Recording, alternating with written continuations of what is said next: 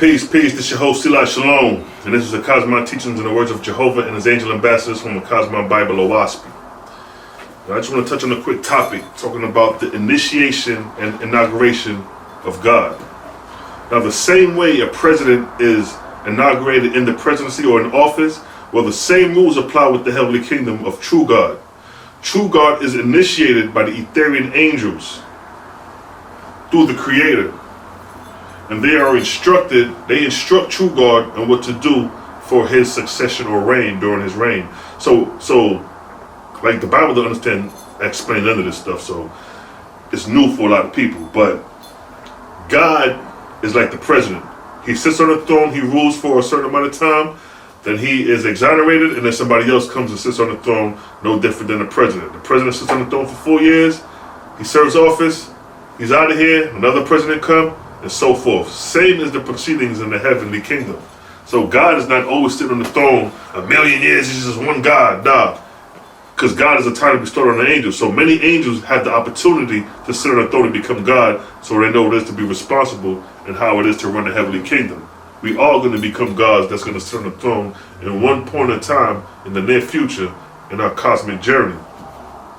So now, if God has a kingdom, there has to have rules of initiation. So I'm going to read how God is initiated. Now in the book of Satanti, son of Jehovah, chapter 1, I'm going to start with verse 16. It states, when all things were in readiness, Etzaiah, standing erect and brilliant like a star. Now Etzaiah is the Etherian angel. Now some of these names are hard to explain, so I just say what fits best. But when the first God that was initiated, the Etherians came down during the Ark of Van. The Ark of Van was the first arc cycle after the creation of man. And every arc cycle, the Etherian angels come down under the authority of the Creator to give mortals knowledge for their development, depending on where they're at. So this is the first God being initiated by an Etherian angel. Now, verse 16.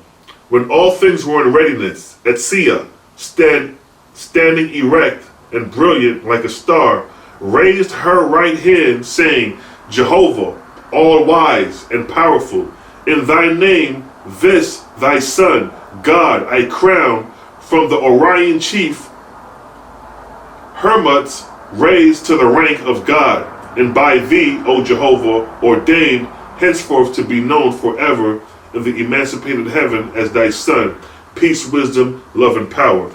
Now, an important thing here is that the Etherian goddess, as she initiates God of heaven and earth, she's giving the glory to Jehovah the Creator. Now, if you notice in the Bible, the highest form of glory goes to God, being the deity. But God gives the glory to the Creator. So in the OAHSPE, it's showing you the difference between a self-serving God giving the glory to himself compared to a God or Etherian giving the glory to the Creator. That's very important. Verse 17. And now with her left hand she raised high the crown, so that all might see and bear witness, and giving the sign again of Jehovah's name above the crown, wherefrom a flame of light shot forth brilliantly.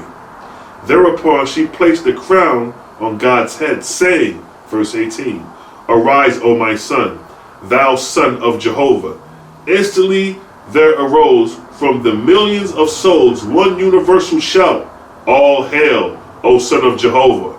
And God rose up, having the crown on his head. And the people cheered him lustfully, for he was well beloved. See that? This is the inauguration taking place. The Etherian goddess is crowning true God, because he's being rightfully installed as the God of heaven and earth under the authority of the Creator. So this is very important to show you how the administration of these things are ran. It's no different than the inauguration of the presidency that we see on our planet. The heavenly proceedings is no different. Now, verse 19. Etzaiah said, Bring forth thy 5 chief lords, that I may crown them also. God then caused the 5 chief lords, whom he selected to sit at the foot of the throne. So God has a council. God and his 5 lords. And these 5 lords are going to be continental lords, those who rule over countries and continents. while God is ruling over the whole planet and the heavens. So it's structure and order here. Now, verse 20, again, Etsia raised her right hand, saying, O Jehovah Almighty, from whom all glories emanate, in thy name these thy sons I crown Lord of the earth, and of the waters of the earth, from the Orion chief Hermot. But by my commission do I raise them to the rank of lords for the kingdoms of heaven, peace, wisdom, love, power. See that? So now she's initiating and inaugurating the lords that's going to be ruling with God and giving them crowns also. Verse 21, then Etsia took the crowns which were handed her by the other archangels and placed them on the heads of the lords, saying, verse 22, arise, O my lords, and be ye lords of Jehovah for his glory, and be ye the lords of God, having dominion over the earth and the waters of the earth, in love, wisdom, and power. Amen. So here,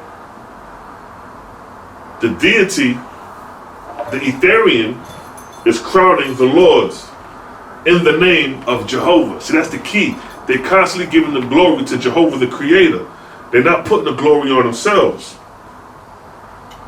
Now, verse 23, the lords rose up, having on their heads the crown of lords, and again the multitude saluted with the great cheering. When the applause ceased, Etsia said, verse 24, my God and my lords, give me the sign of Jehovah's name, that his glory may be fulfilled, for this was the oath of office. See that?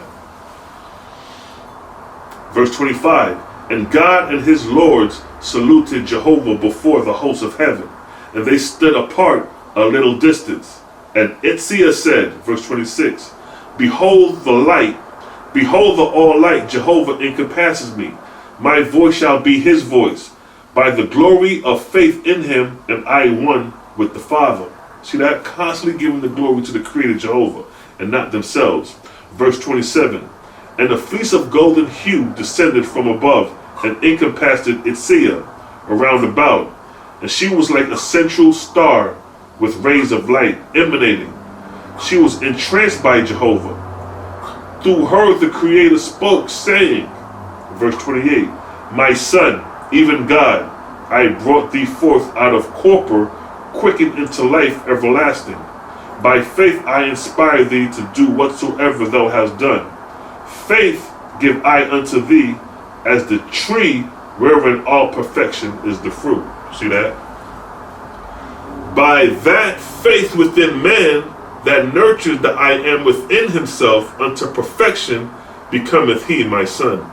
Doing by virtue of my presence, according to thy wisdom and love, have I given thee strength, and by thy strength raised thee up. So here the Creator is speaking through the goddess, speaking the true God, and just giving a little demonstration or some words of wisdom.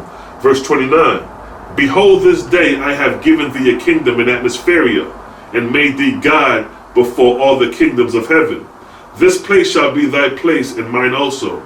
Where shalt thou dispense wisdom and laws, and appoint officers in my name, and by virtue of my power? So again, it's the Creator instructing true God through the Etherian on how to run the kingdom, coming from the Creator through his angels. Verse 30. Thy kingdom shall be like two kingdoms, one here with the hosts of heaven, and one on earth. Even over these thy lords, for thou art the judgment seat and creator of order over the whole earth, and in the heavens belonging to the earth. So here it states that the heavenly kingdom, God is going to be the judger, the creator of order over the whole earth. So he's going to dispense laws and order from the heavenly kingdom instructed by the Creator.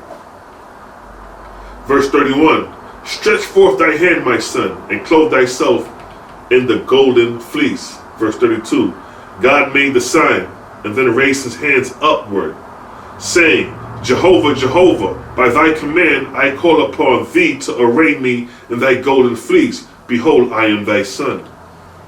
Verse 33, and the archangels tossed up the remnant and regalia, and they had brought from their Etherian ark in Ajah, and by the faith that was in God, the substance flew to him and encompassed him around in remnant of the upper heavens. Verse 34, then Jehovah spoke to the Lord, saying, as God hath built a kingdom in Horeb, in heaven, and reigned over this heaven, and over ye and your helpmates, so shall ye build kingdoms on earth, and ye shall rule over mortals in my name, teaching them of me in my everlasting kingdoms, in the firmaments above, in testimony of my voice, receive ye this remnant of silver and gold from my archangels. Say that. So the Creator is initiating the gods and lords with crowns. And then notice how it says that you're going to be establishing the kingdoms on the earth, and you're going to teach mortals of me and my everlasting kingdom. So these lords are going to be talking about the Creator. But in your Bible, the lords are deifying themselves. I, the Lord your God, am your God. But here the Lord is saying, no, I am the Lord, and the Creator is the Creator. I'm not your God. I'm not the one that created you, in a sense. So the OAHSPE is showing you proper content, putting everything in its proper place, distinguishing the Creator from the lords and gods. But here we're talking about the initiation and inauguration of God on the throne. And I'm showing you the proceedings. Now, where we at? Verse 35. The archangels then draped the lords in shining raiment.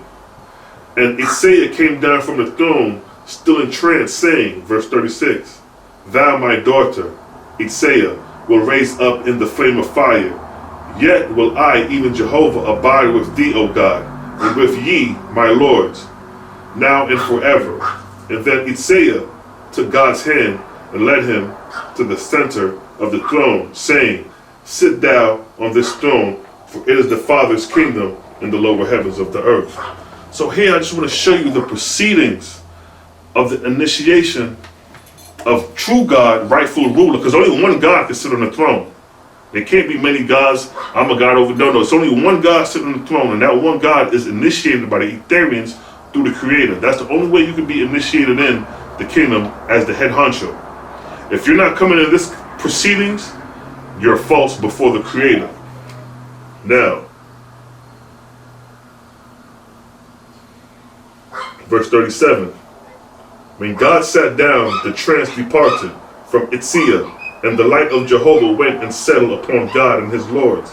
But Isaiah sat down at the foot of the throne, and thereupon all the archangels sat down also. Verse 38. God said, behold, she that is greatest make herself least of all. Arise, O daughters of Jehovah. Verse 38. God said, behold, she that is greatest make herself least of all. Arise, O daughter of Jehovah, and enjoy my kingdom, for it is Jehovah's also. And God came down from the judgment seat and took Isaiah's hand. And she rose up, whereupon God proclaimed the freedom of the hour. Thus was established the first throne of God in these heavens. And now all of the hosts mingled together, angels and archangels joyfully. See that? This is the initiation and inauguration of true God through the Etherian angels under the authority of the Creator. This is how every God, once they leave office and is another God about to sit on the throne, this is how they're initiated in. Now, a false God don't get initiated like this. A false God puts all the glory on himself. If you notice, they gave all the glory to Jehovah the Creator. True God, the archangels, all the angels, the Etherians kept giving the praise and glory to the Creator. But a false God will tell his host to give the glory to him, the deity. And we're going to show you an example of that right now. So I just gave you an example of how the initiation and inauguration of true God works. Now I'm going to show you how a false God initiates himself, so you can be clear of the difference. Now, this is in the Book of Wars against Jehovah. Let's see if I can find this real quick.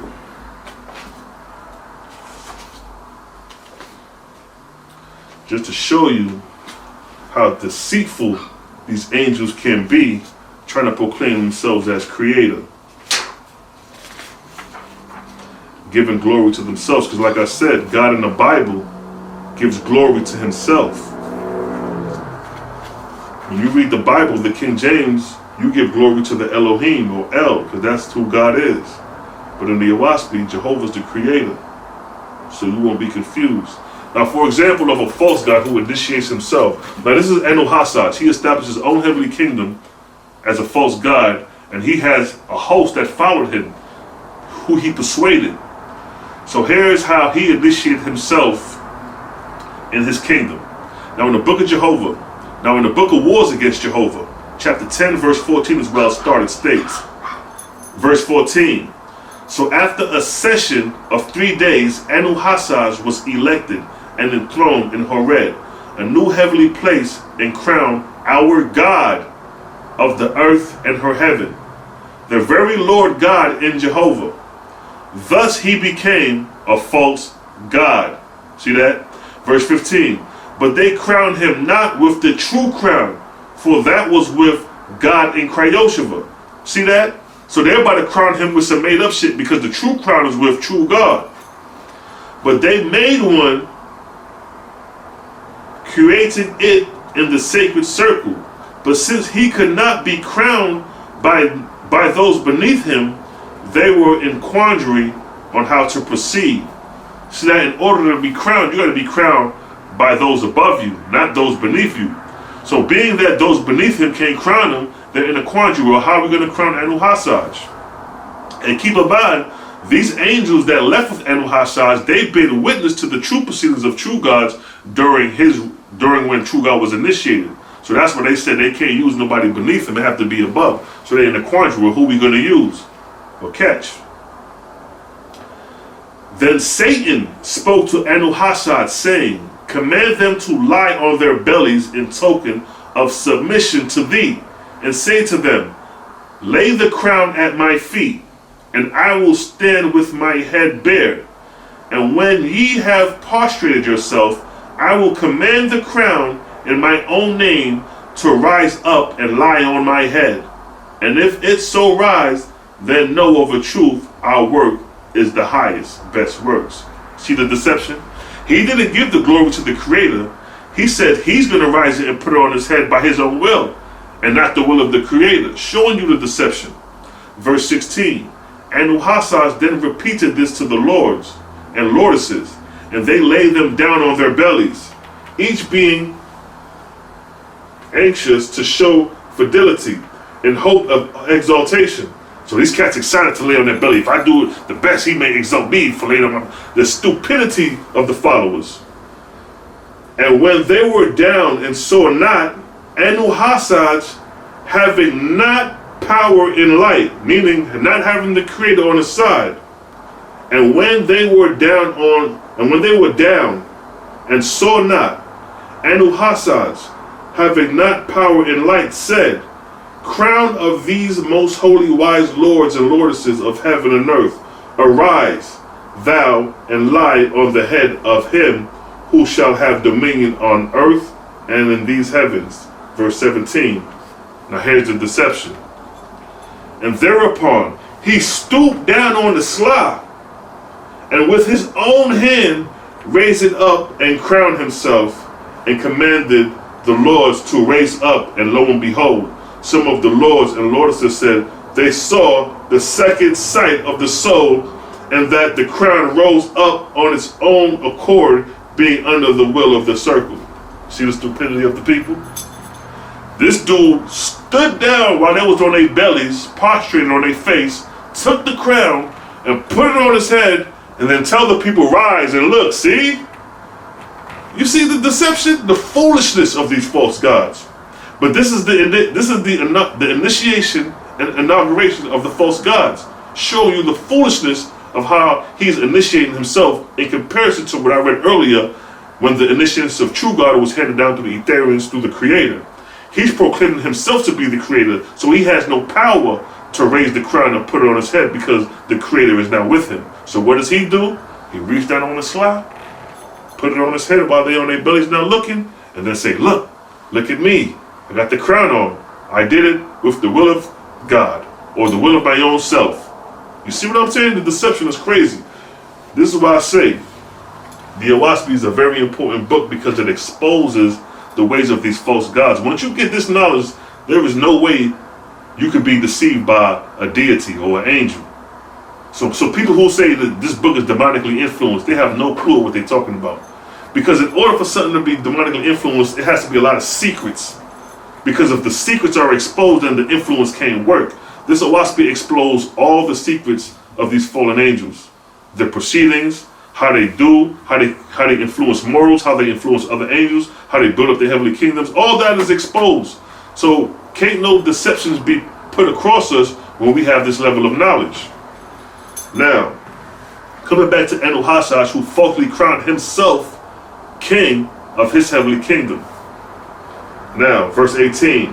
And they clapped their hands, saying, All hail our God! All hail our God! All hail our God! Proclaiming him in the east, west, north, and south. Now, keep in mind how they proclaiming God. Now, when I read the initiation of true God, who they gave the glory to?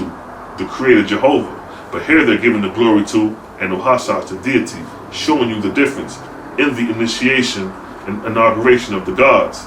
Verse 19. He responded, The Lord your God reigneth. Peace be unto you. Behold, the heavens and earth are mine. Be ye steadfast unto me, and ye shall be glorified in my name. See the deception? Self-glorification of the deity. Ye that have been lords and lordesses shall be gods and goddesses, with great power and with mighty kingdoms. As I foresaw this, so have I provided for you beforehand. In this very time and place will I crown you and apportion you with great glory. Yet think not that this is the last. It is but the first, and temporary until the new heavens are founded with broader boundaries. See that? So here is showing you how this false god initiated himself as king of his heavenly kingdom, and his followers bowed down, prostrating, believing in his words that he is the creator, and this is his kingdom, and this is how things are going to be ran. Showing you the difference between a true God initiation and a false God initiation. Now it's up to you to distinguish who you're going to follow. And with that, I'd like to say peace and blessings, and catch you on the next documentary. Shalom.